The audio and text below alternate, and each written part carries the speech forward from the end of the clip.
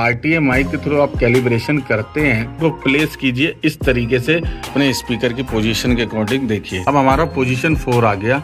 Vocal पे बोलेंगे, vocal में लो का बीट ज्यादा आ रहा है। देखिए लो कितना हाई है मेरा। नमस्कार दोस्तों, कैसे हैं आप लोग? काफी दिनों बाद वीडियो बनाने का फिर से मौका मिला है और आज का वीडियो जबरदस्त होने वाला है पिछले वीडियोस की तरह ही, क्योंकि आज मैं आपको बताने वाला हूं आरटीए माइक को डीबीएक्स के सिग्नल प्रोसेसर में किस तरीके से लगाया जाता है और कैसे वो काम करता है, और उसको लगाने के बाद जो भी चीजें उसमें निकल के आती हैं उनको किस तरीके से आपको सेट करना होता है अपने सिस्टम के हिसाब से। तो चलिए देर नहीं करते, सबसे पहले मैं आपको दिखाता हूँ। डीबीएक्स का तो मिलना मुश्किल हो रहा है। ये बेरिंगर का मंगाया है आरटीए माइक ECM 8000। ये कंडेंसर माइक्रोफोन है। आज हम इसको लगाएंगे और चेक करेंगे। तो सबसे पहले इसको खोलते हैं बॉक्स को, और ये देखिए प्लास्टिक का केस आता है इसके साथ, अच्छा है।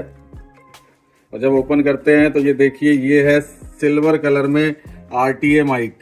ये देखिए ये फ्रंट है और ये इसका कनेक्शन का पीछे बैक साइड में पॉइंट है। उसके साथ ये देखिए ये होल्डर मिलता है माइक स्टैंड पे लगाने के लिए, और कुछ नहीं है इसके साथ। एक ये फॉर्म है अगर आपको आगे लगानी है माइक पे उसके लिए। डीबीएक्स का मिल ही नहीं रहा है, क्या करें, ये लगाना पड़ेगा। अब यहाँ देखो, आओ आप नीचे, यहाँ पे मैंने अभी सेटअप में PA2 लगा रखा है डीबीएक्स का, जो स्टार्टिंग रेंज का DSP है वो। और यहाँ देखिए आरटीए माइक वाले में यहाँ पे ऑलरेडी जो है XLR मैंने केबल लगा रखी है, ये देखिए। और उसके साथ उधर देखेंगे एक माइक स्टैंड मैंने यहाँ पे लगा रखा है, ये देखिए ये माइक स्टैंड लगा रखा है। अब हम इस पे जो है इसका होल्डर लगा देंगे। पहले से तैयारी करके रखते हैं ना, बाद में आपको दिक्कत ना आए। और उसके बाद ये इस तरीके से, ये देखिए ये लग गया, ये पोजीशन बन गई इसकी। और यहाँ पे एक केबल जो है 5 मीटर की केबल है XLR टू XLR, इसको हम पीछे लगा देते हैं।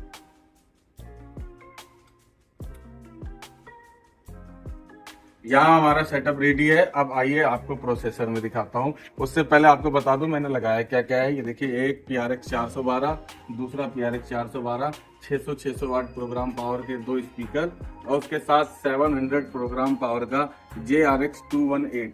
आपको दिखाने के लिए कि सेटअप में अगर बेस और स्पीकर आप लगाते हैं तो आपको किस तरीके की ट्यूनिंग मिलती है आरटीए माइक के थ्रू, या क्या फायदा होता है इसको लगाने का, ये। और उसके साथ ये भी देखेंगे कि आरटीए माइक काम क्या करता है। चलिए आइए अब देखते हैं यहाँ पर प्रोसेसर की तरफ बढ़ के। जैसा मैंने आपको बताया ये है PA2 डीबीएक्स का स्टार्टिंग रेंज का डिजिटल सिग्नल प्रोसेसर। बहुत बढ़िया प्रोसेसर है। आज मैं आपको इस पे बता रहा हूँ, फिर आपको मैं 360 पे और 260 पे भी बताऊंगा। लेकिन आप अगर इस वीडियो को देख लेंगे उसके बाद आपको आरटीए माइक कैसे लगाना है, उसके लिए आपको 360 और 260 के वीडियो का इंतजार नहीं करना। आप उन पर भी इसी तरीके से लगा सकते हैं जैसे इस DSP पे लगता है। सबसे पहले दोस्तों यहाँ पे हम क्या करेंगे, यहाँ पे हम कोई प्रोग्राम बनाएंगे, नया सेटअप बनाएंगे। आइए आपको दिखाता हूँ। दोस्तों नया प्रीसेट बनाने के लिए हमें इस विजार्ड के बटन को प्रेस करना पड़ता है। जब हम प्रीसेट बना लेते हैं उस प्रीसेट के हिसाब से ही हम आरटीए माइक से अपने सेटअप का कैलिब्रेशन करते हैं। कैसे बनाया जाता है प्रीसेट, चलिए ये बता देता हूँ। इसी बहाने उन लोगों को भी जानकारी हो जाएगी जिन्होंने मेरे पहले के वीडियोस नहीं देखे हैं डीबीएक्स के प्रीसेट बनाने के। आज उनको इसी बहाने ये भी पता लग जाएगा। सबसे पहले विजार्ड का बटन प्रेस करते हैं। उसके बाद देखिए यहाँ पे आपको ऑप्शन मिलते हैं। इसमें रन ऑल विजार्ड पे जाते हैं, सबसे ऊपर वाले ये रोटरी नॉब को प्रेस करते हैं। देखिए उसके बाद 2 पॉइंट मिलते हैं आपको। एक होता है नई सेटिंग, मतलब आप कोई न्यू सेटिंग बनाना चाहते हैं, फ्रेश प्रीसेट बनाना चाहते हैं तो आप इसको सिलेक्ट कर सकते हैं। और अगर आप करंट कोई सेटिंग है, कोई प्रीसेट आपने डीबीएक्स का ही अपलोड कर रखा है, उसमें कुछ चेंजेस करना चाहते हैं तो आप करंट सेटिंग पे जा सकते हैं। मैं करंट सेटिंग पे जाऊंगा क्योंकि मैंने जो है 3-4 दिन से डीबीएक्स पे आरटीए माइक को लगाकर काफ़ी कुछ सेटिंग करने की या चेक करने की कोशिश की है, इसलिए मेरे यहाँ पे ऑलरेडी एक प्रीसेट बना है तो मैं करंट सेटिंग से ही जाऊंगा। पहले मैं रोटरी नॉब को प्रेस करूंगा, उसके बाद आगे देखेंगे क्या प्रोसेस और आते हैं। यहाँ देखिए आपसे ये इनपुट कॉन्फ़िगरेशन पूछेगा, मोनो और स्टीरियो किस में चाहिए। मोनो लेते हैं तो देखिए किस टाइप की कॉन्फ़िगरेशन बनती है, और स्टीरियो लेते हैं तो मेन लेफ्ट राइट की। मैं स्टीरियो लूँगा क्योंकि मैं स्टीरियो पे ही चला रहा हूँ। उसके बाद आपसे एक ग्राफिक इक्विलाइजेशन का कॉन्फ़िगरेशन मोड पूछेगा। इसमें आपको डुअल मोनो मिलता है, जिसमें आप सिंगल सिंगल दोनों चैनल को सेपरेट करके उनकी अपने हिसाब से GEQ की कॉन्फ़िगरेशन कर सकते हैं, और स्टीरियो लिंक जिसके हिसाब से आप पूरे के पूरे दोनों चैनल को एक ही सेटिंग करके आप चला सकते हैं। मैं स्टीरियो लिंक लूँगा यहाँ पर। आप लोग चाहें तो डुअल मोनो भी ले सकते हैं अपने प्रोग्राम के अकॉर्डिंग। उसके बाद यहाँ देखिए सिलेक्ट मेन स्पीकर ब्रांड। अब यहाँ पे ब्रांड्स आपको काफ़ी सारे मिल जाते हैं, ज़रूरी नहीं है आप JBL में जाएं, और अगर आपके पास मॉडल नहीं है इनमें से किसी ब्रांड का तो आप नॉट लिस्टेड भी कर सकते हैं। यहाँ पे सबसे पहले मैं जाता हूँ JBL में, क्योंकि मेरे पास JBL का स्पीकर है। उसके बाद देखिए यहाँ JBL प्रेस किया तो यहाँ काफ़ी सारे मॉडल मिल जाएंगे। अब मेरा जो स्पीकर है वो 600 वाट प्रोग्राम पावर है PRX 412, तो मैं उसके अकॉर्डिंग लूँगा जिससे प्रॉपर पावर का और प्रॉपर जो है स्पीकर की क्वालिटी निकल के आए। अब यहाँ देखिए MRX 512 है, ये मॉडल बंद हो गए हैं लेकिन अभी भी इनके प्रीसेट्स में ये मॉडल दिखते हैं, इनको ये चेंज करना चाहिए। SRX सीरीज़ है, अब SRX सीरीज तो नहीं ले सकते, काफ़ी हाई हो जाएगा, तो मैं यहाँ पे MRX 512 ले लेता हूँ यहाँ पर। अब देखिए आगे बढ़ते हैं तो यहाँ पे देखिए आपसे पूछेगा सबवूफर आप यूज़ कर रहे हैं अपने इस सेटअप में, तो अगर आप कर रहे हैं तो यस कीजिए, अदरवाइज नो कर दीजिए। यस करेंगे यहाँ पर।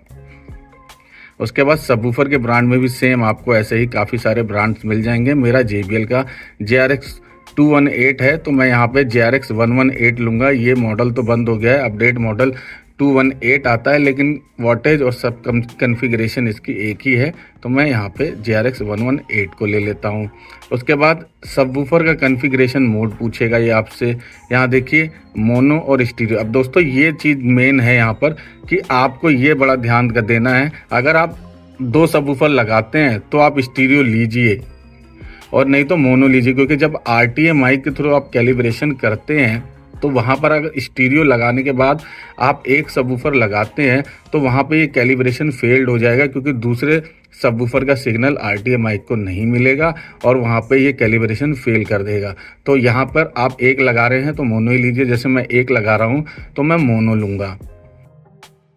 उसके बाद यहाँ देखिए यहाँ पे हमसे ये मेन स्पीकर का एम्पलीफायर पूछ रहा है। एम्पलीफायर के भी काफ़ी सारे ब्रांड्स हैं, नहीं है आपके पास इनमें से कोई ब्रांड तो आप नॉट लिस्टेड भी कर सकते हैं। मेरे पास क्राउन का है तो मैं इसके हिसाब से लूँगा। XLC 2800 मैं स्पीकर के लिए यूज़ कर रहा हूँ, तो XLC 2800 800 वाट 4 ओम पर चैनल पर देता है, तो मैं उसके हिसाब से यहाँ मॉडल ले लूँगा। जैसे XLS 2500 ले लूँगा, ये भी मॉडल बंद हो गया है, अब XLS 2502 आता है। कंपनी को ये सोचने की ज़रूरत है, आगे तो नए नए मॉडल निकालते जा रहे हैं लेकिन उनके DSP प्रोसेसर्स में अभी भी पुराने मॉडल चल रहे हैं, उनके सॉफ्टवेयर को अपडेट करने की ज़रूरत है, नए मॉडल्स डालने की ज़रूरत है। तो यहाँ पे 2500 ले लेंगे क्योंकि ये 775 वाट पर चैनल देता है, तो ये काम कर जाएगा। उसके बाद देखिए यहाँ पे आपसे आपके मेन स्पीकर का एम्प का गेन लेवल यहाँ पे पूछ रहा है कितना रखना है। जैसे ये 70% बाय डिफ़ॉल्ट आ रहा है, मैं इसको 80 कर दूंगा। 80 एक एवरेज है और बेस्ट है और सेफ लेवल है गेन का एम्प के लिए DSP में। उसके बाद यहाँ से रोटरी नॉब को प्रेस करेंगे।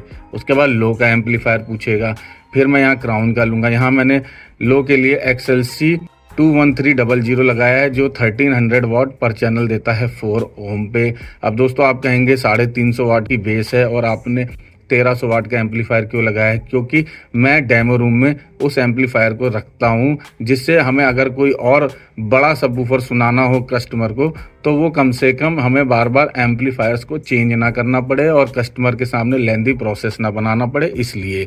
तो यहाँ पे देखिए 4002 ले सकते हैं हम उसकी जगह पे, मैं 4002 लेता हूँ। अब यहाँ देखिए 75% बाय डिफ़ॉल्ट इसका गेन है एम्प का, मैं इसको 80% कर दूंगा। 80% आपको बताया मैंने सेफ लेवल है गेन का एम्प के लिए। अब यहाँ पे रोटरी नॉब को प्रेस करेंगे। अब उसके बाद ये पूछेगा सिलेक्ट लो एम्प ब्रिज मोड।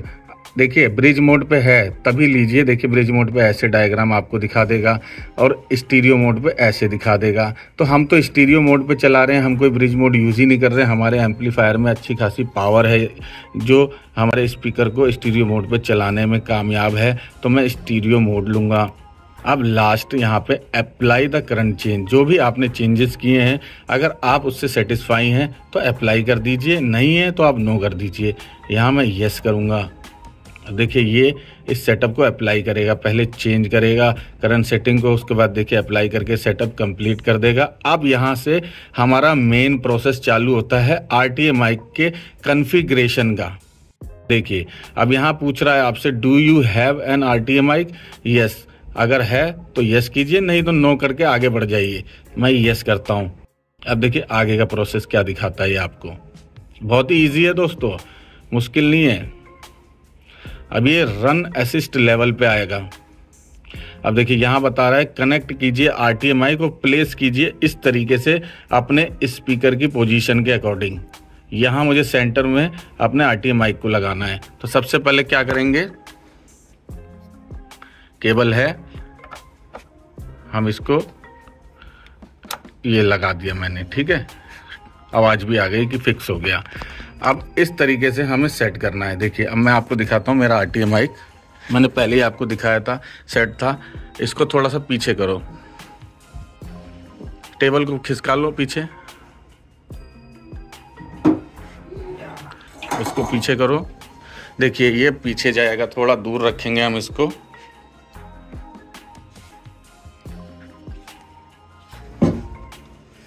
देखिए ये मैंने यहाँ पे अपने स्पीकर की पोजीशन के अकॉर्डिंग, देखिए थोड़ा सा सेंटर में कर लेंगे हम इसको।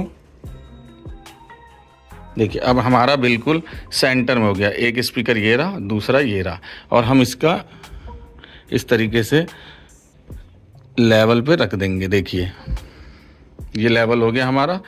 अब हम चलेंगे आगे।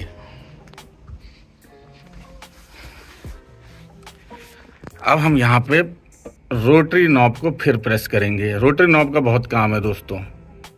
प्रेस किया, ये देखिए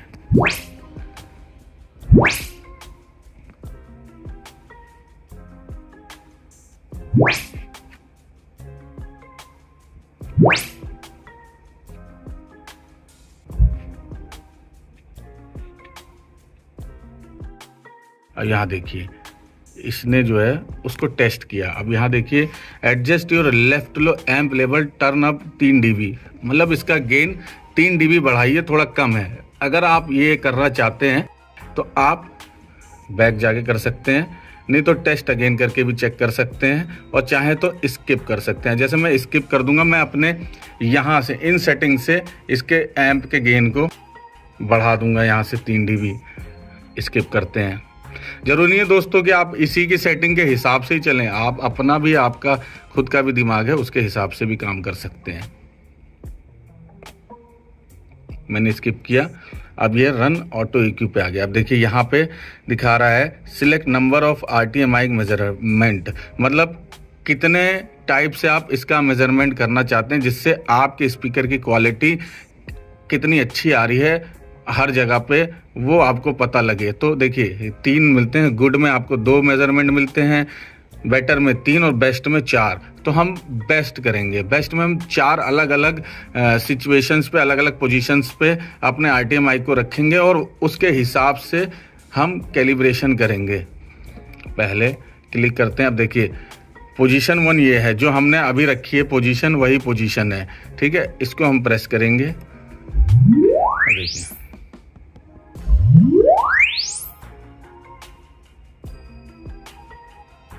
ये हमारी पोजीशन 1 थी। अब देखिए यहाँ पे पोजीशन 2 हमारी ये है। वो भी RTA माइक को यहाँ रखो, यहाँ पे इस पोजीशन पे रखो।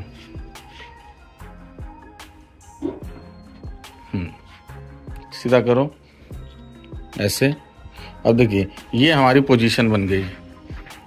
देखिए ये पोजीशन बन गई हमारी। अब हम यहाँ से सिलेक्ट करेंगे फिर से।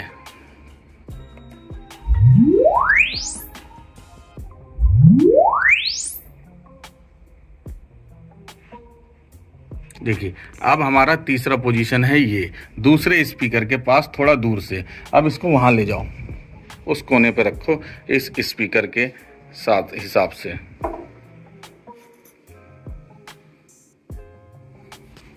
देखिए ये इस स्पीकर के हिसाब से हो गया।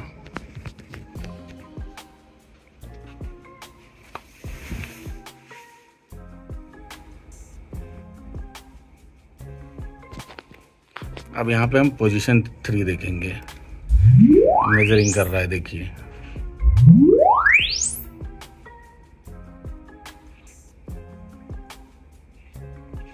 अब हमारा पोजीशन 4 आ गया, सेम उसी स्पीकर के पास। अब देखिए वो वहां रखा है मैंने, देखिए वहां पे। अब हम उसको रख देंगे हमारे सोफे के ऊपर। सोफे के ऊपर रख दो इसको, देखिए, और थोड़ा सा उसको नीचे कर दो माइक को। हाँ बस ठीक है, ऐसे पकड़े रहो, थोड़ा अपनी तरफ को कर। हाँ बस ठीक है।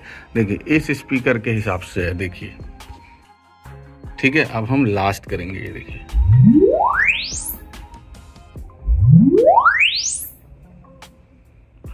देखा आपने, ये 4 पोजीशन में इसने मेजरमेंट कर लिया। अब ये इसका ऑटो इक्विलाइजेशन करेगा कैलकुलेट करके।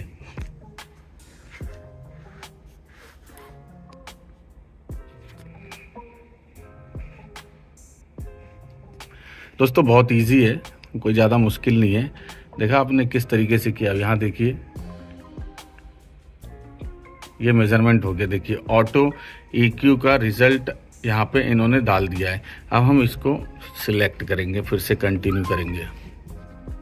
देखिए अब दोस्तों ये ले गया है अगले प्रोसेस पे, AFS पे, ऑटोमेटिक फीडबैक सप्रेशन पे, जहां पे आप अपने साउंड को चेक कर सकते हैं कुछ रफ मिक्सेस डाल के। जैसे इसमें लिखा है कि आप अपने साउंड को चेक कीजिए, रफ मिक्सेस डाल के माइक वगैरह यूज कीजिए, कुछ रफ सेटिंग करके, और चेक कीजिए इसका फीडबैक कैसा आ रहा है या इसमें कोई नॉइज आ रहा है। तो हम यहाँ पे सिलेक्ट करेंगे और bypass any active noise gate, हाँ करना है हमें, बाईपास कर देंगे हम जो भी इसमें मतलब नॉइज आ रहा होगा एक्स्ट्रा उसको। तो यहाँ से रोटरी नॉब को फिर प्रेस करेंगे। अब फुल्ली लोअर मिक्सर है। अब यहाँ से पहले हम माइक लगा लेते हैं। दोस्तों देखो एक आहूजा का वायरलेस माइक लगाया हुआ, बड़ा ज़बरदस्त माइक है, तार की ज़रूरत ही नहीं है। और एक माइक लगाएंगे हम वायर्ड माइक दीजिए, और उसमें से केबल निकालिए। एक नया ब्रांड आया है दोस्तों, डेवू ब्रांड, तो काफ़ी फेमस है वर्ल्ड में, इंडिया में अभी आया है ये। और माइक भी बहुत सस्ते हैं इसके, और क्वालिटी बहुत अच्छी है इसकी, और लुक उससे भी अच्छा है इसका। अगर आपको चाहिए हो तो बताना, मैं इनके भी वीडियो बनाऊंगा। देखिए लुक देखिए, बहुत ही स्लिम ट्रिम है। और इसके साथ एक केबल भी मिलती है, मोनो टू XLR। खोलिए, माइक देखिए आप, एक साइड लगाइए इसमें XLR फीमेल,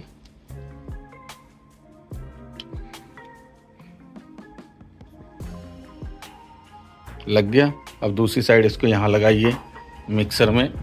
देखिए मिक्सर भी यहाँ पे डेवू का है, ब्लूटूथ मिक्सर है, बहुत ही बेहतरीन है। यहाँ देखिए लग गया मोनो में। अब हम चेक करेंगे, वो भी लीजिए आप, दोनों माइक लीजिए। यहाँ से दोनों का गेन बढ़ा देते हैं, और आप यहीं रहिए, यहीं पास में ही रहिए, स्पीकर के आसपास ही रहिए। अब यहाँ से देखिए हम इसको पहले लोअर कर रखा है, सिलेक्ट करेंगे। उसके बाद साथ में एक म्यूजिक भी चला देते हैं, जिससे दोनों चीज़ें पता लगे। अब यहाँ देखिए आपसे कुछ चीज़ें देखिए आपसे शेयर करना जरूरी है। यहाँ देखिए ये आपसे पूछ रहा है default number of fix filter कितने रखने हैं, 6 रखने हैं या उससे कम ज़्यादा रखने हैं। तो आप उस हिसाब से यस नो कर सकते हैं। फिक्स फिल्टर का मतलब मैं आपको बता दूं, जैसे आप कोई सेटअप लगाते हैं इवेंट में, या कहीं आप लाइव परफॉर्मेंस में, या किसी और जगह सेटअप लगाते हैं, तो वहाँ पे फिक्स फिल्टर का यूज़ इसलिए होता है कि जिससे आप पहले ही उसकी टेस्टिंग कर लें अपने सिस्टम की सेटअप की, कि उसमें कोई फीडबैक फीडबैक या एक्स्ट्रा नॉइज या कुछ भी ऐसा एक्सटर्नल जो है नॉइज आपको तो नहीं आ रहा है, उसको काट सकते हैं आप फिक्स फिल्टर के थ्रू। और वहीं लाइव फिल्टर इसका उल्टा होता है, जो एक्चुअल सिचुएशन के हिसाब से काम करता है। हम यस करेंगे इसको, उसका देखिए क्या आपको रखना है मोड, उस हिसाब से आपका यहाँ पे देखिए डायग्राम भी चेंज हो रहा है। मुझे स्पीच और म्यूज़िक दोनों रखना है, तो मैं यस करूँगा। अब यहाँ देखिए आपके 6 फिक्स और 6 लाइव। अब यहाँ पे कह रहा है आप slowly raise the mixer output, तो यहाँ से हम मिक्सर का स्लोली रेज करेंगे आउटपुट, और साथ में वहाँ पे माइक पे भी बोलेंगे हेलो हेलो हेलो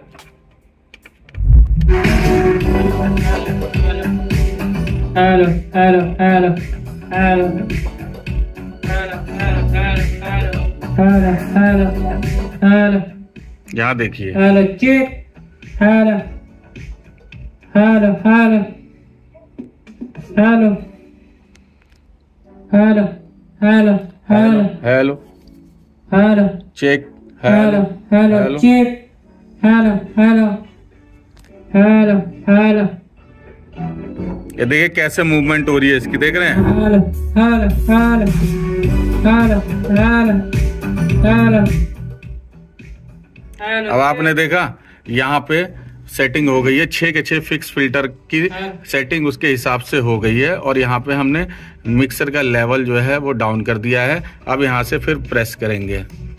अब देखिए 6 के 6 फिल्टर हो गए। यहाँ देखिए यहाँ पे 94 हर्ट्ज पे, यहाँ पे 814, फिर 685, फिर 213, 497, उसके बाद 676, और यहाँ पे क्यू और उसका देखिए गेन, उस हिसाब से फिक्स फिल्टर ने उस हिसाब से ऑटोमेटिक फीडबैक सप्रेशन को सेट कर लिया। अब यहाँ देखिए लाइव। लाइव क्या होता है दोस्तों? लाइव एक्चुअल आपकी जो सिचुएशन होती है प्रोग्राम में, उसके हिसाब से लाइव जो है एक्स्ट्रा नॉइज को काटता है। तो आप आधे फिक्स आधे लाइव रखिए, बहुत बढ़िया रहेगा। अब यहाँ पे सिलेक्ट करते हैं। अब ये हमारा ऑटोमेटिक फीडबैक सप्रेशन भी ठीक हो गया है, मतलब जो भी एक्स्ट्रा फीडबैक आएगा उसको ये कट कर देगा, एक्स्ट्रा नॉइज को ये कट कर देगा। अब यहाँ देखिए ये RTM माइक की कॉन्फ़िगरेशन आ गई। अब हम कोई म्यूजिक चलाते हैं पहले।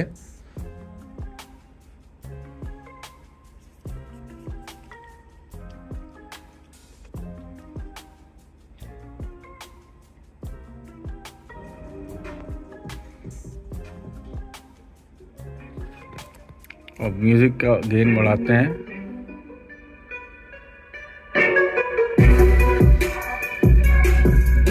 अब यहाँ आप देखिए यहाँ आप देखेंगे ग्राफ किस तरीके से चेंज हो रहा है।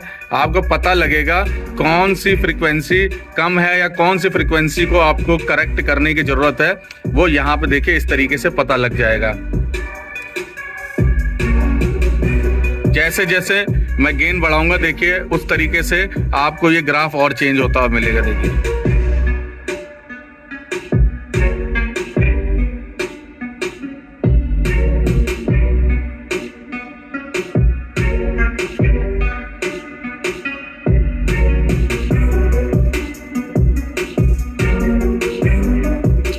और चलिए आपको थोड़ा पीछे लेके इसकी क्वालिटी टेस्टिंग भी कराते हैं।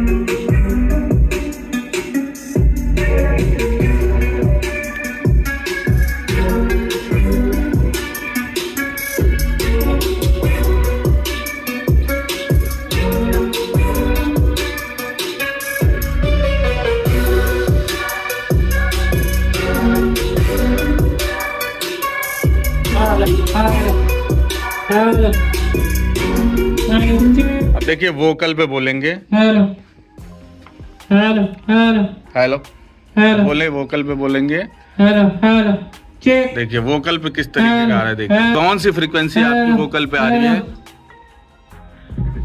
Hello check. देखिए मेरी वॉइस देखिए, अब मेरी वॉइस में आप देखेंगे कि लो मिड और लो देखिए कितना आ रहा है मेरी वॉइस में गेन में। तो इससे ये पता लगता है कि कोई सिंगर है या कोई वोकलिस्ट है तो उसके वोकल में लो का बीट ज्यादा आ रहा है। देखिए लो कितना हाई है मेरा, और हाई मेरा देखिए बिल्कुल यहाँ पे देखेंगे, यहाँ हाई मिड या हाई मेरा देखिए हाई कितना कम है, देख रहे हैं आप।